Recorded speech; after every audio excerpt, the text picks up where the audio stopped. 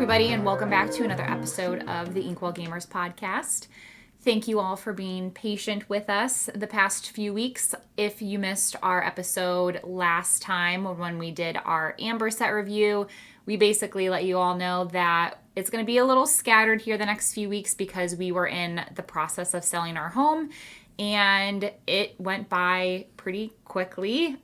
We were preparing to put our house in the market for our last episode, and since then we put it on the market, sold it, and bought our next one all within like 3 days.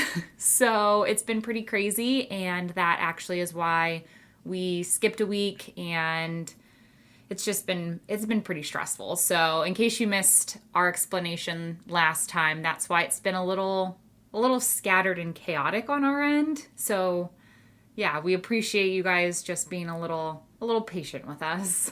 Yeah, we really appreciate the patience. It's been hectic, and because we have to move in the next month, it's probably going to be hectic for the next month as well. Yeah, we're definitely going to save all of our equipment to be packed up last, because it's not like we're gonna want this to be first and then not do anything for the next month. So we're still going to continue our set review, but at least now we don't have to drop everything and leave our house because someone wants to look at it or hurry up and go look at a house. So it's all good. We're going to continue our set review of Shimmering Skies today though, and continue with Amethyst. So if you have missed our set review last time, that was the episode where we went through the grading scale. So you could always go back, listen to the first few minutes of that, or you can pop on our Instagram at Inkwell Gamers and look at one of the pinned posts. The grading scale is also on that one. And I think we're just going to dive right in. We're basically going to go through, I think, by set number is how they do it on Dreamborn, at least. We'll go through that if you want to follow along, and we are going to cut out the vanilla cards as we have been starting to do lately because they're boring. So, although it doesn't look like there's too many of them. No, I'm actually very excited to talk about this color. I feel like I have way more to say about these cards than I did Amber. So yeah, there's a lot of exciting cards. Let's get to it. Conversational pieces for sure. All right. So kicking off with our first one, we have Maleficent, Formidable Queen, Uninkable 8-drop. It shifts for 6 though, and it's a 7/7, quests for 2, and has Listen Well, all of you. When you play this character, for each of your other characters named Maleficent in play, return a chosen opposing character, item, or location with a cost 3 or less to their player's hand. Ugh, I really want to like this card. I really do. Because the art is sick.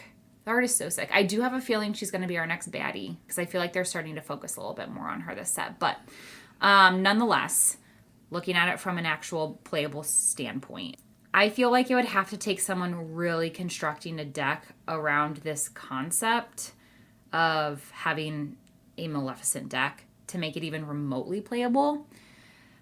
It at least doesn't get Maui'd or Medusa'd, but it is uninkable, and the shift cost is still high.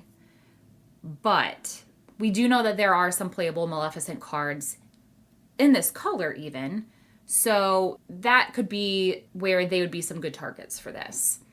Nonetheless, though, I feel like it would be like a C- for me. Because again, that C is like that range where it's like a very niche. It would have to require a lot of specific, construction around it. Yeah, I feel like this one needs a lot of specific circumstances to be good, and I actually just think it's worse than the Elsa from the first set, Spirit of Winter. Mm-hmm. The only thing this has going for it is that it is a 7/7, whereas Elsa's a 4/6. But its ability is just not very good compared to Elsa's. Elsa's, you're like locking down 2 things for a whole turn, and this, if you're shifting onto a Maleficent, then you're taking a Maleficent off the board, so you're not even able to like use the ability with the Maleficent that's already in play, mm-hmm. and it only quests for 2 compared to that Elsa, and it doesn't hit anything. A lot of the like things that you really want to hit, maybe like a Lucky Dime or a Tamatoa, or maybe like a Flaversham because of tempo. A lot of these things just cost way more than 3, and it's just not near as impactful. So I'm going to give it a D. Yeah. And we will, I mean, spoiler alert, but probably not a spoiler alert at this point because the set's been out for a couple weeks now. But this kind of ability we will see a couple more times within this color that we'll talk about today. But it is quite interesting. I feel like it is slow in that sense. Like, by the time that you will see this character, chances are, unless it is a very specific deck that just wants to flood the board with low-cost characters, chances are it isn't. You're not going to see that, and they are just at that point in the game going to be playing their higher cost characters anyway, and you're just not going to hit anything. Yeah. So even I don't know. Even if you do bounce like a 2 or 3 cost character, you're not gaining that much tempo because they can just pretty easily replay a 2 or 3 cost character if they're playing a go wide aggressive deck. So yeah, I don't like this one very much at all. Yeah, for sure. Alright, next we have The Knock. Mythical Spirit, 6 cost thinkable 5/5, quest for 1 with Turning Toes. When you play this character... Turning Tides. Sorry, Turning Tides. That didn't really make any sense to me, but... Ooh. I'm going to leave that in there. When you play this character, you may move up to 2 damage counters from chosen character to chosen opposing character. Probably pretty good and limited, but it's not going to see a constructed play. I'm going to give it a D. I gave it a C minus. But yeah, pretty much a D. I mean, we have seen this kind of ability before with previous sets, moving damage counters from yours to theirs, and those don't really see play. It is a big body though. Doesn't get Medusa. It does get Maui'd, so I don't know. Yeah, it's not going to get played. So I was trying to be nice, but D. Yeah. All right, next one. I actually do like this one. Cogsworth Illuminary Watchman, an inkable 1 cost, 1/1, quests for 1, and has time to move it. When you play this character, chosen character gains rush this turn. I gave this one a B+. It is cheap, it's inkable. I think it is definitely better in the late game. We saw it in action this week, and it definitely is better when you have more ink with the ability to be able to play multiple characters per turn. You can play, something bigger plus this, and then just, yeah, it's pretty good. Yeah, this one is really good. I'm going to give it an A. I think it's going to go in most Amethyst decks as a 2 or a 3 of. It's inkable. You can play it on turn 1 if you need to, then bounce it with your Madam Mim on turn 2. So it's just another 1-drop that does that. But beyond that, it is just an extremely powerful ability to, for 1 more ink, just give another character rush. Sometimes in the Ruby Sapphire decks, I'll play Vitalosphere because that is a 1-cost card that for 1 ink after it's in play, I can just give another character rush that helps take down castles, it helps take down other characters, and this one works really well with the bounce package as well, so you can reuse it multiple times. This one is really good, it's going to see a lot of play, and it doesn't... if it was uninkable, it might not be that great, but, even when you need ink, it is just very flexible. Yeah, I do like it. Alright, next we have Merlin Turtle. It's a 4-cost inkable 3/3 quest for 2 with give me time to think when you play this character, and when he leaves play, look at the top 2 cards of your deck, put 1 on top of your deck and the other on the bottom. I'm going to give this one a D, mainly because a Merlin Rabbit exists, and drawing a card is just so much better than just looking at the top 2 and putting one of them in your hand and the other on the bottom. The effect isn't as good. Yes, this is inkable, it's bigger, and it quests for 2, but they missed... Honestly, I feel like they missed the mark with this one.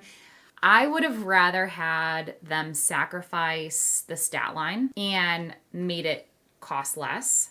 I would have rather had them make it quests for less, weaker, but a 3 cost, because then you could have your card selection, choose what you want to have on top or whatever, and then you would be able to have like your rabbit and then the extra card, or I don't know, have your card selection with your rabbit or whatever. Yeah. Like I feel like then you can have the 3/4, but I don't know. Yeah, I mean, you just can't play too many 4 costs like this, and you have goat and you have the rabbit. Those are in castle, and those are your 4 cost cards.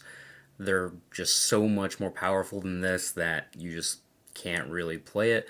And I think they already gave us like a 2 cost Merlin that did something like this in the second set, and that one hasn't seen any play either. Right. So, yeah, this one just doesn't quite hit the mark for me. Yeah, I agree. All right, so unfortunately with the way that the set numbers played out, they split up the Archimedes. So we're going to be talking about the 3-cost one now. So we have Archimedes, Exasperated Owl, Inkable 3-cost, 2/2, Quest for 2 with Evasive. This one I feel like I gave like a C- D+ because I feel like I know that that's harsh, but for a 3-cost evasive, I feel like you got to do something else for it to be a 2/2. Either you got to have like a better, I know it quests for 2, but I feel like you either have to have a better stat line or do something impactful like Diablo. Like, yes, Diablo only quested for 1, but his ability was so powerful that it was worth him being a 2/2. You know what I mean? But I don't know. Yeah, I want to give this one a D. It is pretty similar to Minnie Mouse Stylish Surfer, which has seen quite a lot of play. The difference being that this one gets banished by all of the 2 damage removal spells that Steel has, whether it's Grab Your Swords or Let the Storm Rage On. Right. This does not survive any of that, and that is a giant cost. And Minnie has kind of seen her way out of a lot of the decks that were playing her anyway. So, yeah, unfortunately, this one doesn't get there. Yeah. Next, we have Bruni, Fire Salamander, 4-cost Inkable, 2/2, Quest for 2. It has Evasive and Parting Gift. When this character is banished, you may draw a card. So, we already talked about Archimedes, and this is a very similar card to Archimedes, except when it gets banished, you draw a card. So, it has the upside of not being so bad against the steel removal spells, but it also costs 1 more. I'm curious what you think of this one. I see it's like it's getting a little better than last one, but I still think it's in that C- D range because it costs more now. Like even Diablo was uninkable, but they still kept him at that 3. I would have rather have this be like an uninkable 3-cost with that ability than have this be an inkable 4-cost. I just feel like you're just getting closer to getting Medusa or to seeing bigger evasive characters. And I don't know. It's just, at that point, it's just not worth it. Yeah, this is one that I would like if they implement a rotation of some sort. I think this card could see a lot of play if the Amethyst cards from set 2 didn't exist, because it doesn't work well with the Madame Mims, and the Merlins are really, really good. And they obviously all work well together. This one, I think, is like a decent standalone card, but you are absolutely right that as you get more expensive, you're just paying a big tempo cost when they let the Storm Rage on this, or Medusa it, or even Brawl it, that it's probably just not worth the cost. But like I said, I think if rotation were to occur, then this one could be interesting. Yeah, I could see it. All right, next we have Earth Giant Living Mountain. Inkable 4-cost, 4/5, quest for 2, and has Unearthed. When you play this character, each opponent draws a card. I want to hear yours first. Give this one a D. I do think this one is kind of close. You probably need maybe 1 more in each stat point in order to be playable, I think. Or maybe if it just quests for 1 more. But as it is, giving your opponent a card is kind of a huge drawback. And like I said, it's just another 4-cost card that's not going to replace the current 4-cost characters and locations that we have now. So it's fighting for the most competitive slot in these Amethyst decks, and it's just not as good as the other options. Yeah. I had a similar thing. I think it is very close to being good. I have it as a D as well, but if they were to have made this bigger and harder to get rid of, I think it would have been worth the trade-off of giving your opponent that card draw, because if I'm going to give my opponent an advantage, like a card draw, I want to make sure that the card that I am playing that is giving them that is going to be difficult for them to deal with, to where whatever they might draw into won't matter anyway. So like the fact that this is a 4/5, what if they draw into a Maui?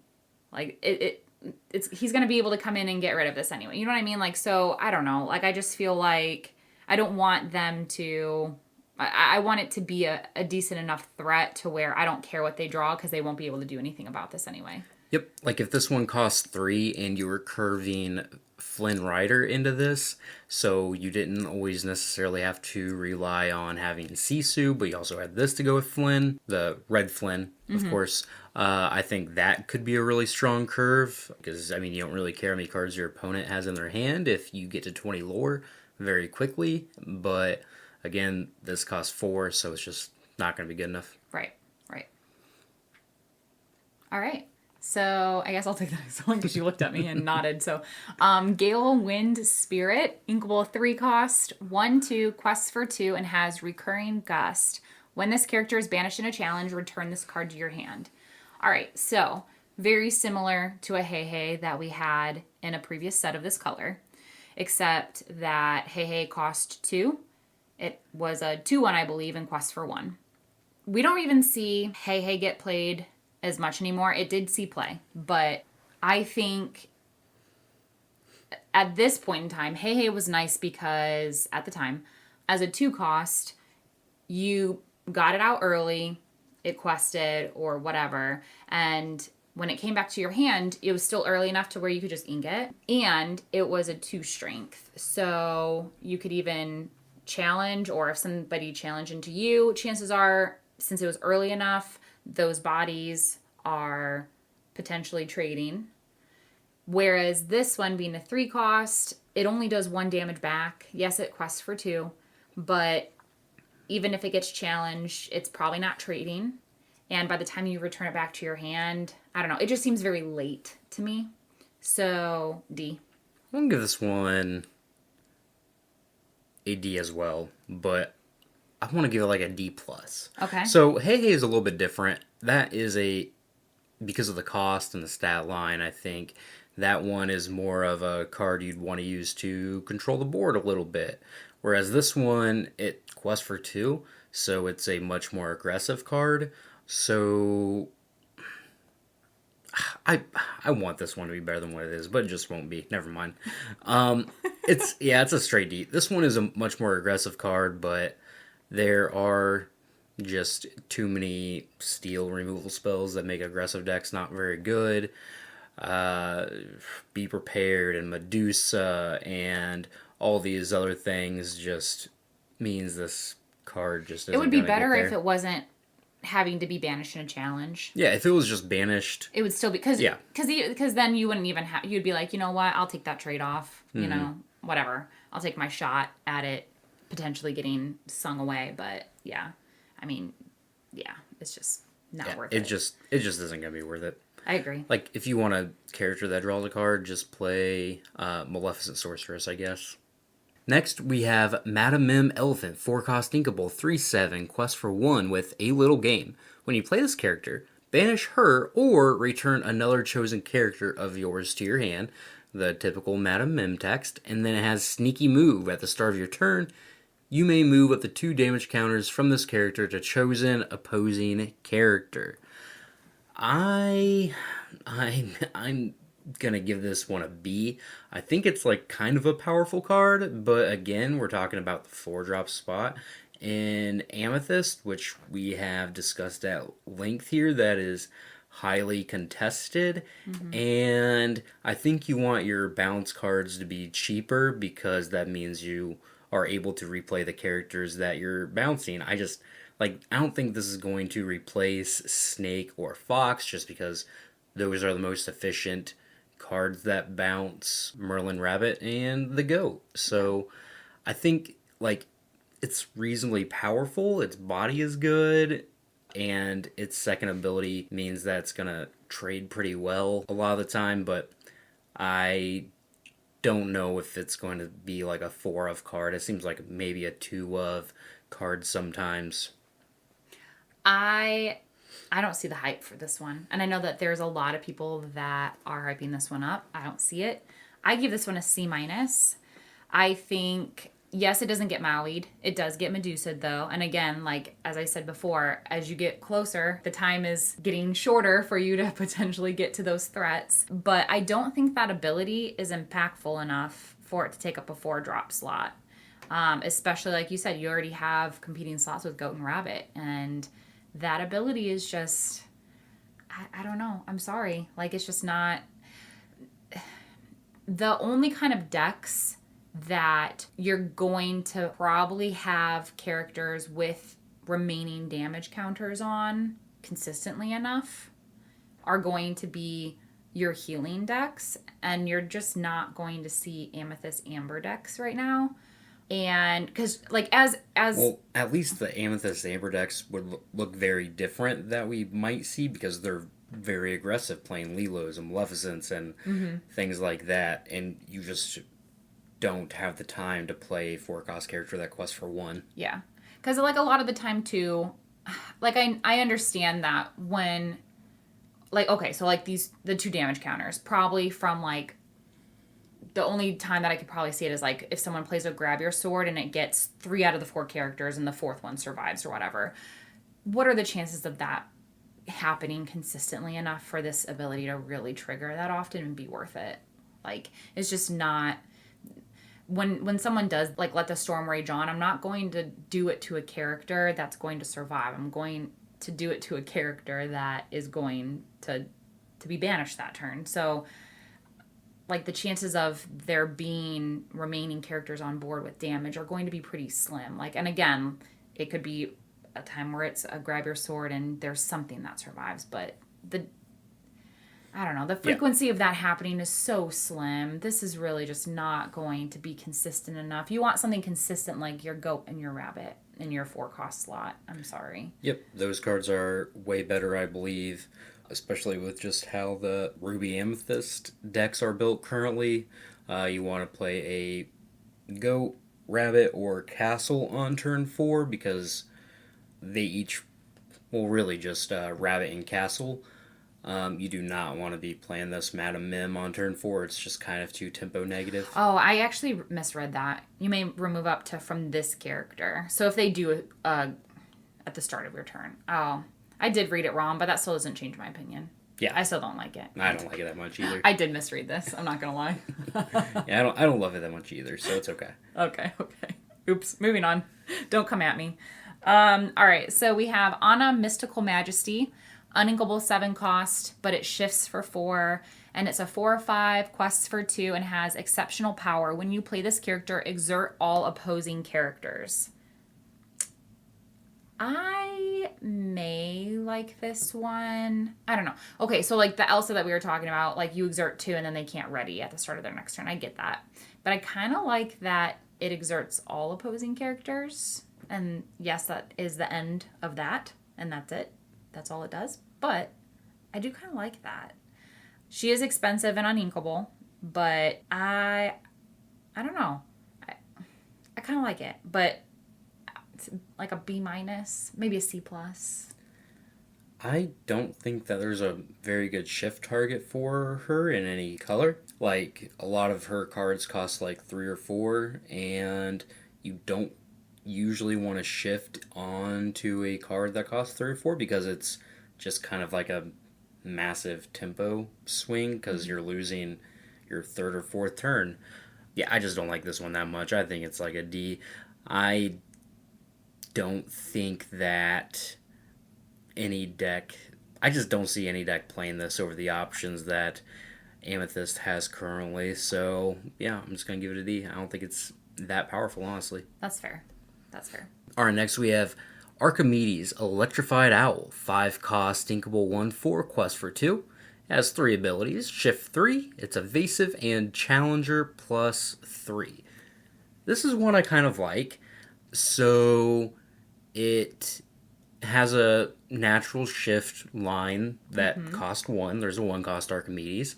It cost 5. This one costs 5, so you can shift into all the really powerful 5 cost songs that you might want to play, whether that's A Whole New World, Grab Your Swords, maybe Let It Go, Along Came Zeus, any of the 5 cost songs. There's a lot of good ones. Well, that'd be 4. 4 or 5 cost songs, you get the idea. And this is evasive, so it's hard to kind of get rid of early, and it is pretty good at challenging opposing locations, or even decent at challenging opposing characters, especially ones that you might want to challenge on turn 1, 2, or 3, especially turn 3 when you shift this, because it'll survive most of them.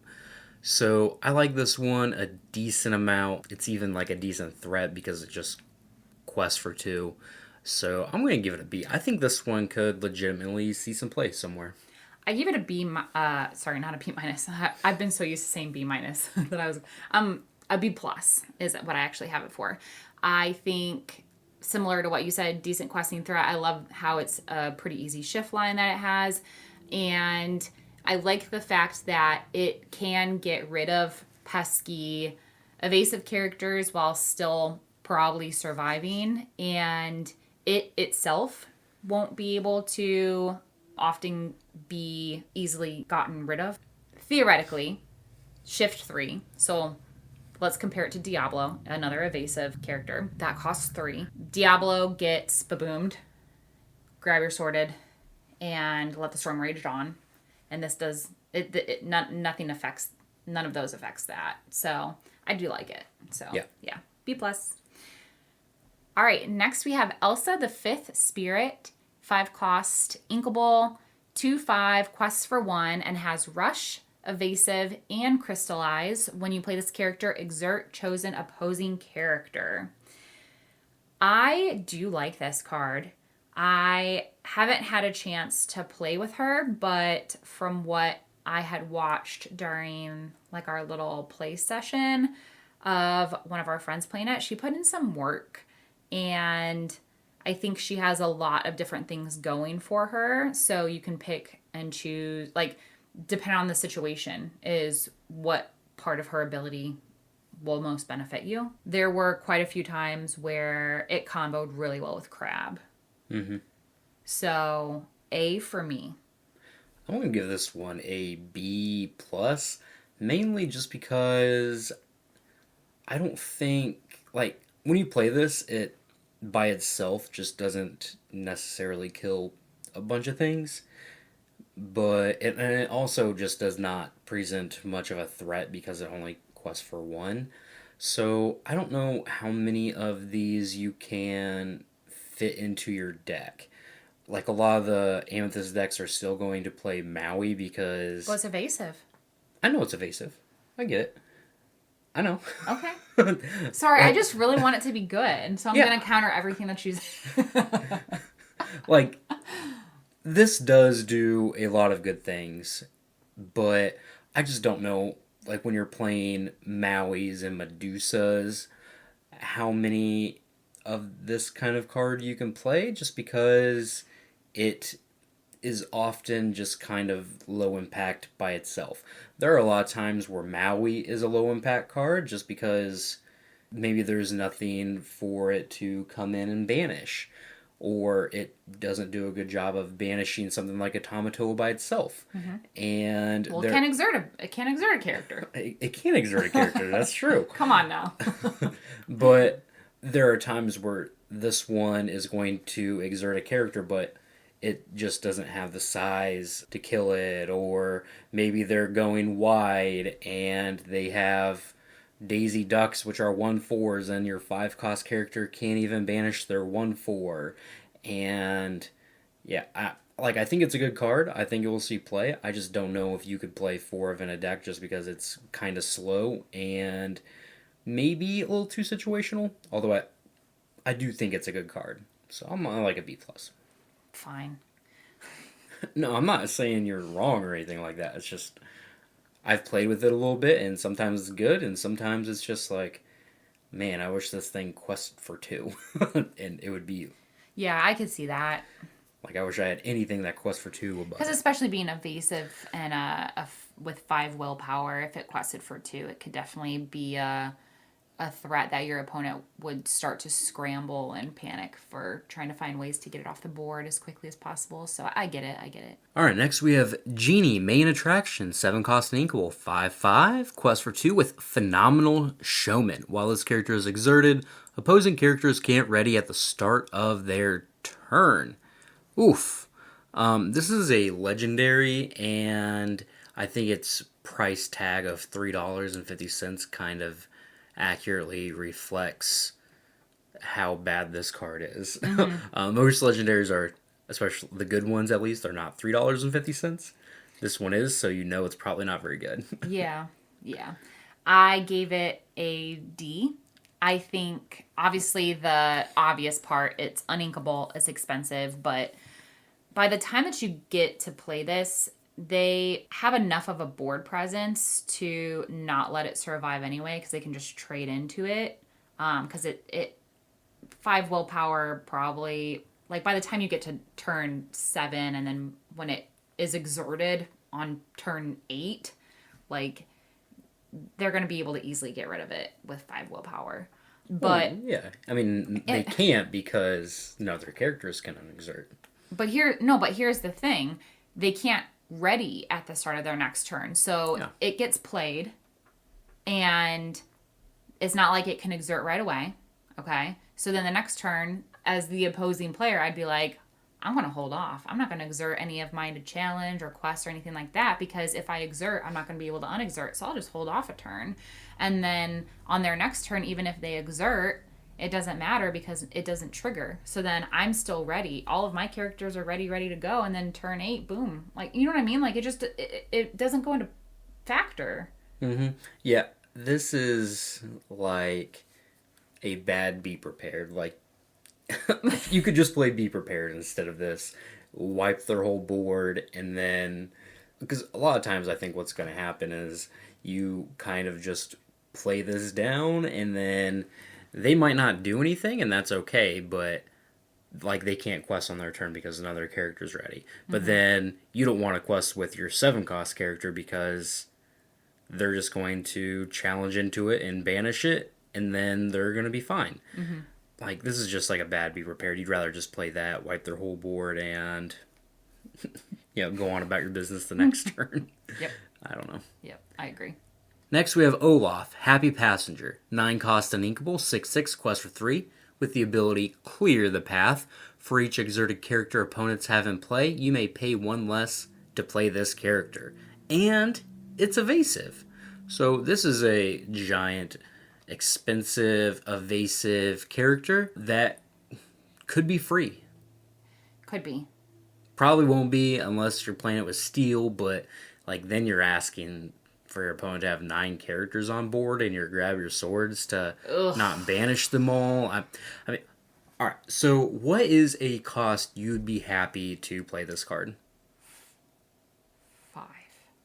I think 6 is good. Okay. A 6 cost 6/6 quest for 3 with evasive, like really hard to deal with, doesn't die to almost anything, doesn't get Medusa, and it's a giant threat. I think if it costs 6, it's really good, but I think it's a really tough ask for you to consistently set up the board so that your opponent always just has 3 damaged characters in play.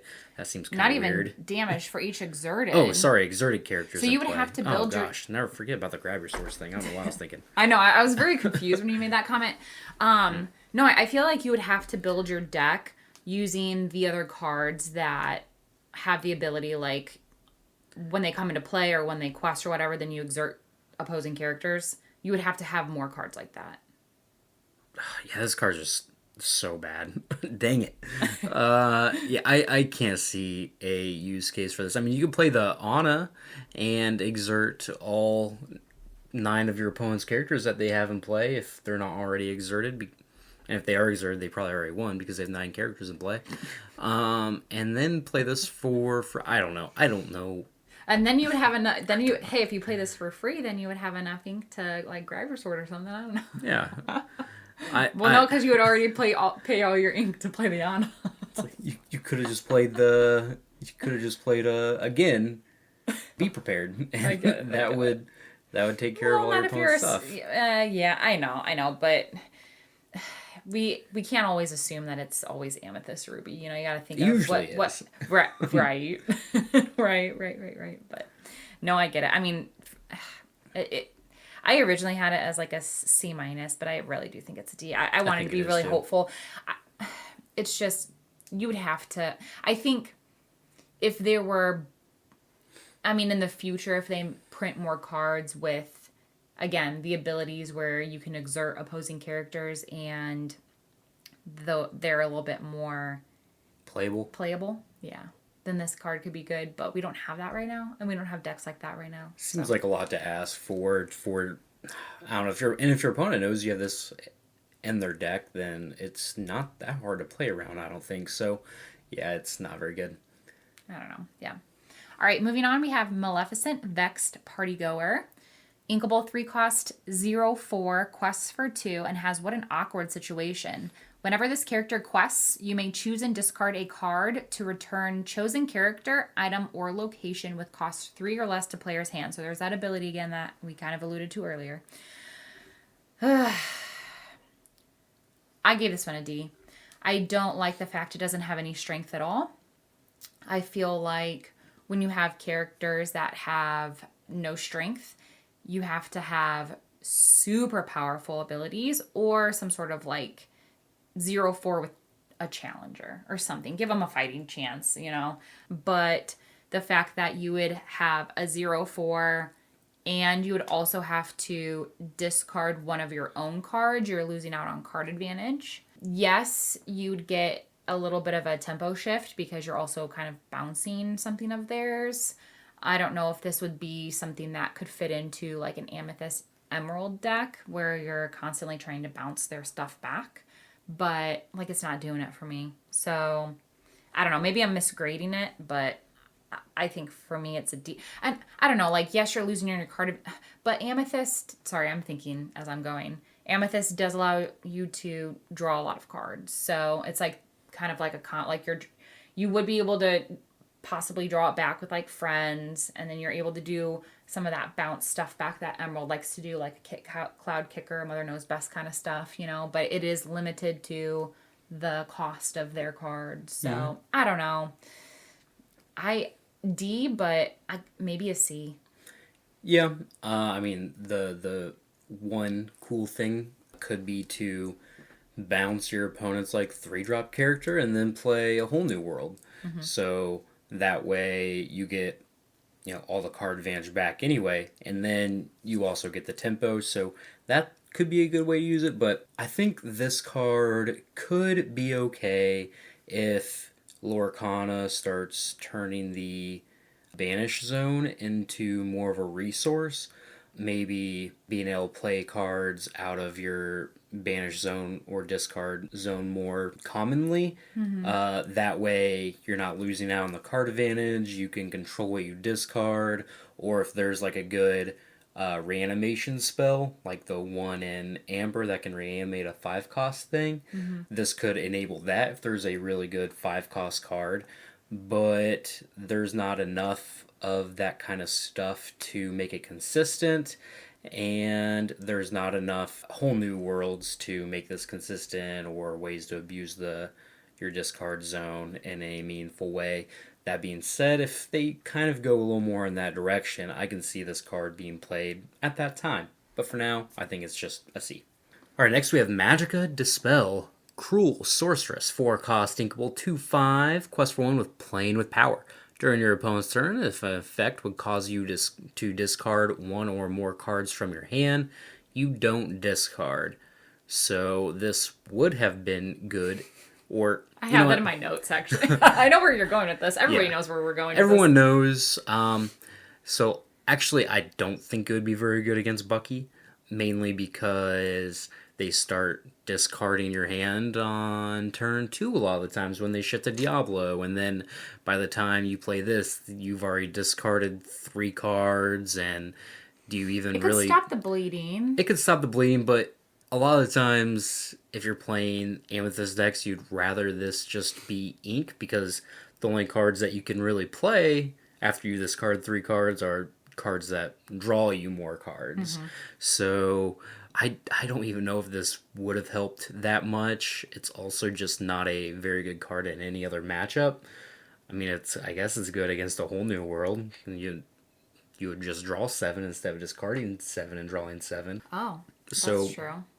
maybe, but yeah, I think this one's a C. Like, it could see play at some point, especially if the Emerald Amber deck is more popular, because that one is a little bit slower at making you discard cards. And like their best tool is like Prince John into You Have Forgotten Me. And this, if you're going first, at least stops the You Have Forgotten Me. So I could see that if that deck becomes really popular, this could show up as like a 1 or 2 love. Yeah, but it's not. So what's your grade? I said C. Oh, C. I think missed it's a that. C. Sorry. There you I go. gave it a C as well. So actually a C plus, but I was a little embarrassed to say C plus for some reason. So No, you're good. I'll own it. All right. Next we have Rafiki Shaman Duelist. Uninkable 4 cost, 1/4 quests for 2 and has rush and also surprising skill. When you play this character, he gains challenger +4 this turn. So a rush 5/4. I gave this one a B. I mean, it's essentially a 5/4. It is a little less powerful than Maui, but A little. oh, okay. I'm asking, do you think it is legitimately a little less powerful? I mean, it quests for 2. It does quest for 2. So, and yes, it's uninkable, but especially for the decks that might be like Amethyst Steel, where they don't have, like, they can't play Maui, like, this is a pretty good alternative, in my opinion. I could see it. I don't know. Because, I mean, there are times where it's like, when I was playing like the Emerald Ruby deck for set champs, and I had Maui, and it was like maybe my opponent didn't have anything on the board, and like Maui was the only thing I had in my hand. It's like, okay, I can play it, but it's not like I can do anything with it. Whereas like, okay, yeah, I obviously like the Russian Challenger is like the best part of this card, but even if I top deck it later in the game and they don't have anything I could challenge, I could at least quest with it. Yep. You know what I mean? So, I mean, actually, I'm talking myself down from that. I don't like how it's the Challenger's only initial entry. I really don't like that, actually. I originally gave it a B, but I think I'm going to give it a C. Yeah, I'm going to give it a C. It could be a D. Again, Amethyst 4 drops. There's no shortage of them. This is kind of good at just coming in and playing, blasting one thing, and then it just... it quests for 2 the next turn, and then it just gets banished. So, like, Maui's usually at least a 2 for 1 all the time. This one is just going to be, like, blast something, and then... You're right. It can't do anything. It just sits there. You're right. But then again, it is a threat in the sense that it does quest for 2. Not everything can be as good as Maui, obviously. And yeah, I just like it's an uninkable 4 cost in a color that has no shortage of 4 cost cards. So I think this is probably just a low C. Yeah. Okay. Alright, next we have Anna, Eager Acolyte, 3 cost uninkable 1/3, quest for 1 with growing powers. When you play this character, each opponent chooses and exerts one of their ready characters. I think this one is... If this was inkable, I would legitimately be interested in it, I think. Yeah. But you just can't play in your Amethyst decks a lot of the time that many uninkables. And especially, yeah, I don't know. I just think this one is a C. Like the ability is kind of decent, but I think I'd rather just play the 2 cost Pinocchio because for one you get to choose which card gets exerted, and it's cheaper, so it's easier to balance with the Madam Mims. And yeah, I think that's just enough of a reason to make me not want to play this card. I actually forgot about that card for a second, so you kind of changed my opinion. I was gonna make this a B minus C plus, but you're right. That one would be a little bit more efficient. So I'll bump mine down, and we can just move on. Actually. All right. Next, we have the King of Hearts, Monarch of Wonderland, inkable 4 cost. So again, competing in that slot. 1/4 quests for 2 and has Pleasing the Queen. You exert this character, and then chosen exerted character can't ready at the start of their next turn. All right, so I think this is a D. I want to like this card, but I can't. I think the ability contradicts his stats. So I think either he needs to quest for less and have more strength or not have his ability. Because you wouldn't be playing a 4 cost 1/4 that just quests for 2 to just quest. You're obviously going to want to play him for his ability, so why give him the 2 lore anyway? Because he's not going to be questing, he's going to be doing his ability. And if your opponent has, especially like if they have other characters in play too, and they would want to challenge him on their next turn that he didn't like, force exert down, he would at least pose a threat to them to make them possibly question whether they want to challenge into him. But like the fact that he only does like 1 damage back, they'd be like, I'll take the 1 damage. You know what I mean? I'll take the 1 damage and banish this thing. And yeah, so it's like it's just not good. So D for me. Yep, it's bad. I agree. Everything you said, pretty much, it's a D. Cool. All right, next we have Camilo Madrigal, Family Copycat. It is a 6 cost, inkable, 3/7, quest for 1 with Imitate. Whenever this character quests, you may gain lore equal to the lore of chosen character. Other character of yours, and return that character to your hand. I'm not gonna lie, this is the first time I like legitimately read it, and I thought it was a Bruno this whole time. But it's just Camilo pretending to be Bruno. Yeah, this one is just a D to me. It's so slow, no initial impact when you play it, and a lot of the times it's just gonna be like, yeah, I quest for 2 and I don't know, if you can return like Madame Medusa's or something cool like that, then sweet, but I mean, it's just so slow and it doesn't do anything initially, so I kind of hate it. Yeah, I give it a D as well. I feel like it would definitely be more of a finisher card, especially if you have like a multi-quester out, and you just need a little bit more to seal the game, but I feel like otherwise it's a little anti-tempo unless you have a character that you would want to bounce. But I also, and it gets Medusa'd, but I also thought like it actually could be like another way to like bounce your goat. So like you could quest with your goat, quest with this, get the lore from your goat, but then also bounce your goat and get a lore from that too. So like you could get quite a bit with that, but obviously that's very circumstantial. And I mean, you could also just play like a 6 cost card that quest for 2 or 3, and then you don't even need to do that necessarily. True. All right. So, yeah, I don't know. I don't like it. I know. I get it. All right. Moving on, we have just our actions, items, and locations left. So we have our first action that is Hypnotic Strength. It is a inkable 2 cost, and you draw a card, and chosen character gains Challenger +2 this turn. I debated about this one for a while. I gave it like a B minus C plus. You do get the card back, and you get to pump up your character to make a potential like good trade. I could potentially like it, but I'm not sure if maybe 2 is enough. I feel like if it was a +3, I would like it more, but I don't know. You're essentially just kind of, I don't know, just trading, like you're spending a card to get a card. Yeah, with some like minor ability. Like if you wanted this plus Challenger ability, then you could just play Merlin Crab, and that's going to be a lot better most of the time. Obviously works with all of the other Amethyst bound stuff, so I don't know when you would play this over that card, so it's kind of like a D to me. Unless you have like a very action oriented deck. But those aren't super common. Maybe it's like a C minus. Alright, next we have Finders Keepers. It is 5 cost inkable, action, draw 3 cards. I like this one in one specific deck, and that is Blurple.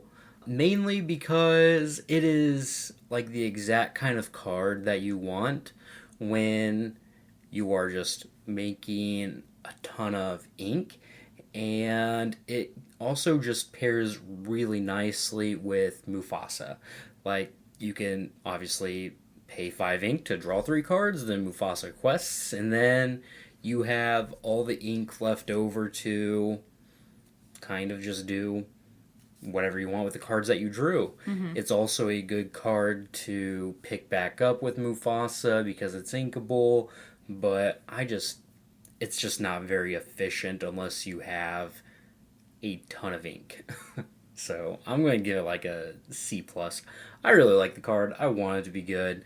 I just think that it's mostly too slow unless you're playing one specific deck.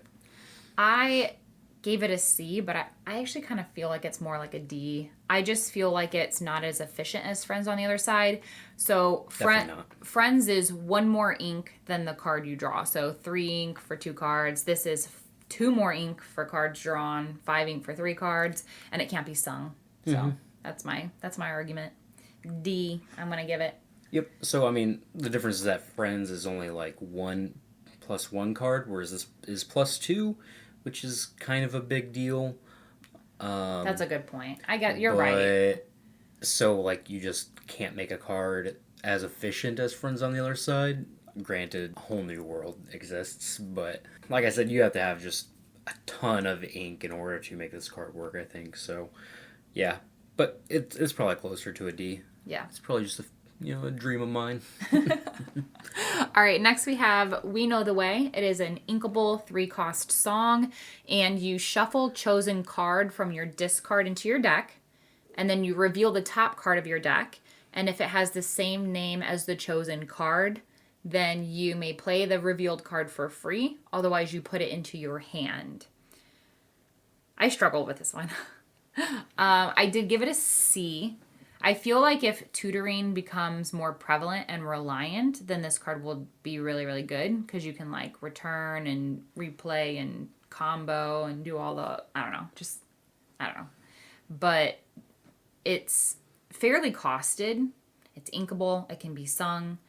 But I feel like right now it just feels like there's a lot of steps to get the most out of this card. I don't know. The only reason why I feel like I'm keeping it as a C, though, is because I feel like it's a really nice way to return one of, like, your S tier cards from your discard to your deck to potentially draw later. And you could still just draw a card for free.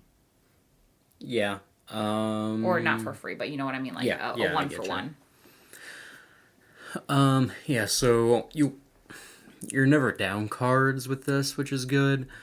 This seems like it could be like really powerful at some point obviously the Dalmatian puppies aren't strong enough to do this with, but if there was something more powerful like that, or maybe just a way to get a lot of cards out of your deck so you know what you're hitting every time you do it, but I think Lorcana is just kind of far away from that. Like, there's some combo potential with this, but I think they're purposefully not going the way in which we have a lot of combo cards. So, yeah, I think this one is probably a D. Yeah, that's fair. Alright, Gathering Knowledge and Wisdom, 2 cost, uninkable action. It just says, gain 2 lore. This is a B. I think it's pretty... What? Oh, sorry. I think it is really good in... It's probably a B minus, actually. I think it's only playable in one, like, kind of archetype, which is really aggressive decks, but those decks aren't particularly good, but maybe that's just because they never had the reach of this card. A lot of times they get to 17, 18 lore, and then they can't finish the game because a lot of their characters just can't stick on the board. Okay. Because obviously they're getting grab your swords or be prepared or sea suit, whatever it is. And this is a non-character way of gaining lore late in the game that doesn't require you to quest, kind of like Goat. So I think more of that could potentially be kind of powerful. That being said, it is a 2-cost uninkable action, and if you just like draw 2 of these in your opening hand, it is like a nightmare because like you don't want to play this on turn 2. You want to play a character on turn 2. You want to play a consistent source of lore on turn 2 and use these two kind of in the game. Yeah. So, yeah. See, I feel like I give it a D. I feel like, I mean, it's uninkable, and I don't know. I just felt like you would be better off playing like Sorcerer's Spellbook. And I know That could be true. I know that you would have to pay to trigger it every time and everything, but I don't know. It can stick on the board and it's repeatable, and or you would rather have a character to the board. I don't know. But the rationale that you gave does make sense. I could see it. It just seems very circumstantial for that. So. Yeah, I mean, it is. It is, but I think it might be kind of powerful, but it is extremely narrow. Yeah, I could see it for sure. All right, next we have Magical Aid, inkable 3-cost action. Chosen character gains Challenger +3, and when this character is banished in a challenge, return this card to your hand this turn. I don't know. I didn't know how I wanted to say that.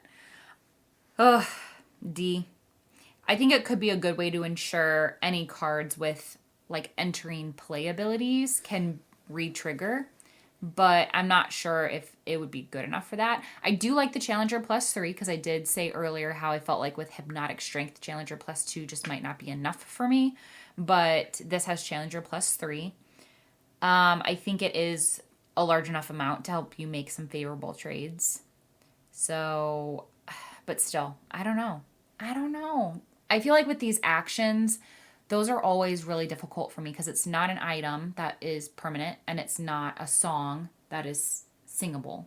So I always struggle with determining whether actions are good because it's like a one-time, not repeatable, but not free.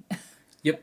Yeah, the bar to just play in action is extremely high because you have to have a really big impact when you play it because you're not actually adding anything to the board and you're paying a large portion of your ink to do whatever it is that action is doing.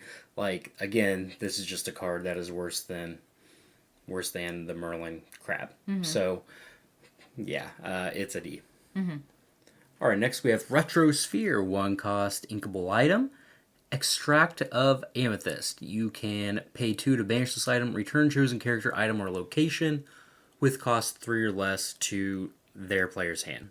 I think this one is like if a Blurple deck that is focused on items becomes popular for some reason, this could be a decent one to rebuy with Tamatoa.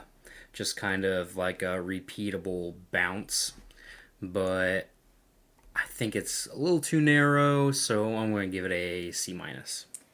Yeah, I originally graded this a little higher than what I think I feel like it should be now. I gave it a B-. I feel like it would... Originally, I thought it was something that you could play early and then use it later to like bounce your own crab to make like a favorable trade or something. Or... Because I like that it could be yours or theirs. Where I believe... I mean, for the earlier ones we talked about, was it a... I think they specified opposing, didn't they? I can't remember.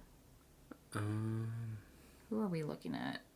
Yeah, so like the Maleficent was chosen opposing character where this isn't specific to that. So you could target one of your own. And I did like that because you could use that to trigger crab. But I don't know. I think No, I'll keep my B minus. I'll stand by what I said. Okay. I like it. The conviction's nice. Something that I don't like is the next one. Yep. Half Hexable Crown, a 6-cost uninkable item with 2 abilities. The first is an unexpected find. You can exert it, pay 2 ink, draw a card, and then it has a perilous power. Exert it, pay 2 ink, discard a card, exert chosen character. So this is the card that you win out of the Ursula's quest thing. Shh. If people don't know now, are they going to? Well, maybe. They should. It's probably been revealed at this point. You should have at least said spoiler alert. How many months are we? How many months are we out of that? All right, fine. Yeah, this card's bad. Just super expensive, not inkable, kind of slow. You're not very often going to be able to play this and draw a card in the same turn or use its other ability. There's just way more efficient ways of doing this, I think. Yeah. So when we go through our grading scale, we're on 5 sets now, 5th set, right? Every single set we have gone through our grading scale. We give an example for each grade. And every grade, we try to switch it up, give a different card, right? Except for which one? Healing Glow. Healing Glow. It's like the poster child for D, right? An unplayable card. I think we might have found our new poster child. Would you rather put Healing Glow or this into a deck? I don't know, man. This is a pretty bad one. I just think I literally put in my notes uninkable, super expensive to play, only to have them pay more, like only to then have to pay more to draw a card. Nah, fam. That's what I look. Yeah, that's what I'm saying. I'd rather play Finders Keepers and just draw 3 for 5 ink. That's so inkable. It just seems very bad. So I don't know. Oh yeah, this card's terrible. It's a new poster child in my opinion. Yeah, I think I'd rather put Healing Glow into a deck. Yeah. It's at least inkable, so you can ink it. Yeah. And then moving on to our last item of this color, we have Amethyst Chromacon. It is a inkable 2-cost item where you exert it and each player may draw a card. I think this one is a C. I do like that it is cheap and obviously repeatable, but how you don't have to pay to trigger the ability like the one that we just talked about. You have to exert it and pay to trigger. You don't have to do it with this one. It is kind of like the Emerald Donald Duck Perfect Gentleman, right? You have to almost kind of weigh the risk of, do you want to give your opponent that card draw to and risk them drawing into something that would benefit them for you to also draw something. So it's kind of like that risk that you're willing to take. I don't know if I necessarily like that. I would personally give this a C, but I can see why some people might like this one. Yeah, so this is a card that you have to figure out how to break parity on because it's a symmetrical effect where you and your opponent are both drawing cards. So one way to do it is just play more cards than your opponent. So you're playing a bunch of probably 1-cost or 2-cost high questing characters. Mm-hmm. Another way to do it is potentially to play with Sapphire so you can convert those extra cards into ink.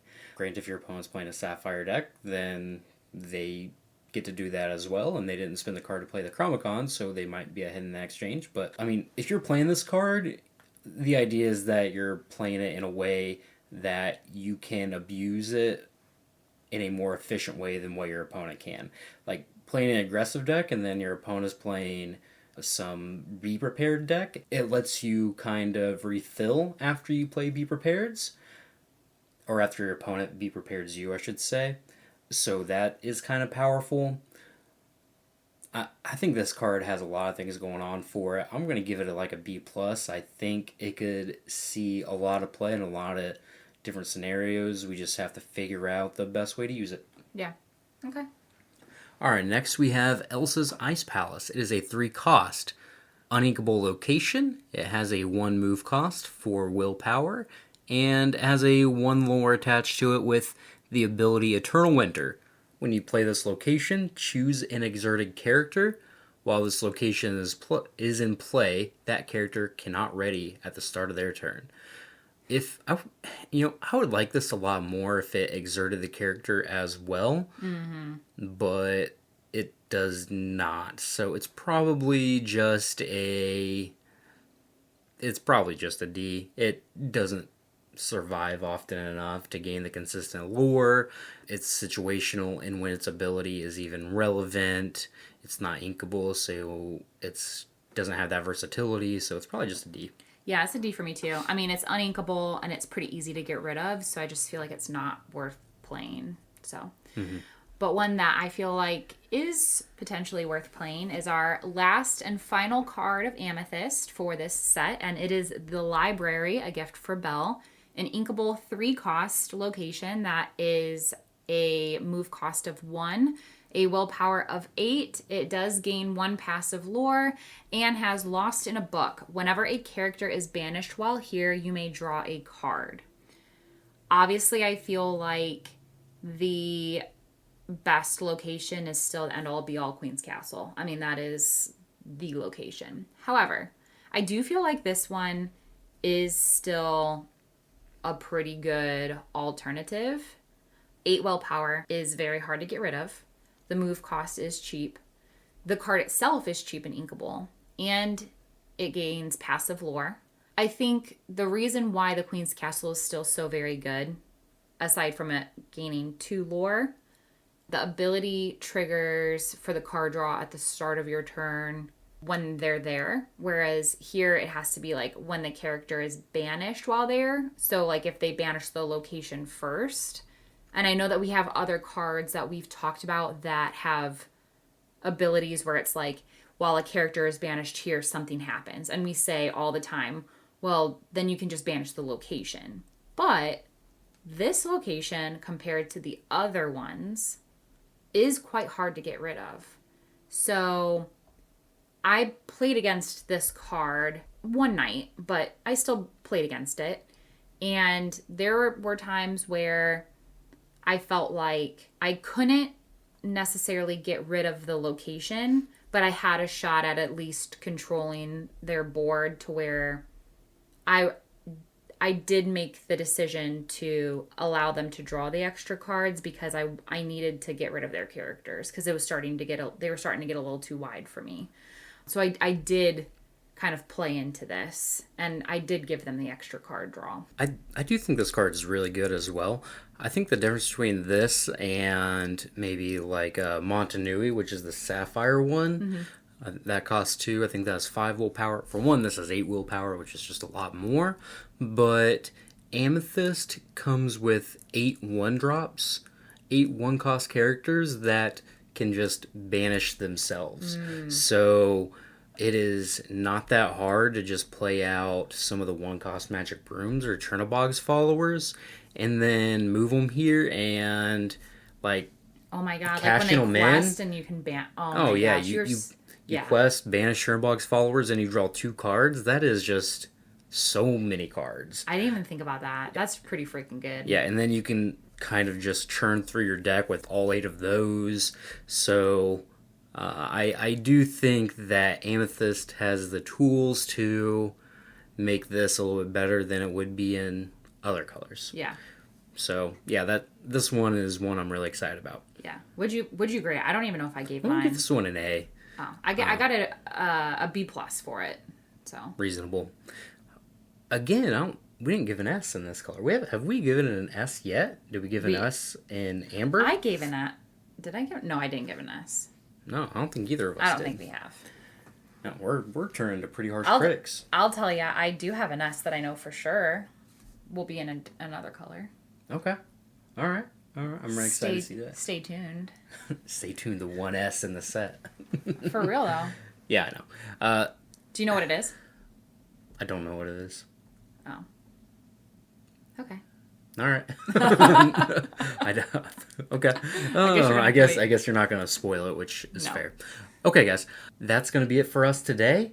I love doing these set reviews with you, and I hope everyone enjoys them as much as we like to do them. Aw, I like doing them with you too. Thanks, baby. All right. Hope you guys have a really great weekend. Yeah, have a good weekend, and we'll talk to you next time, whenever that may be. Thanks.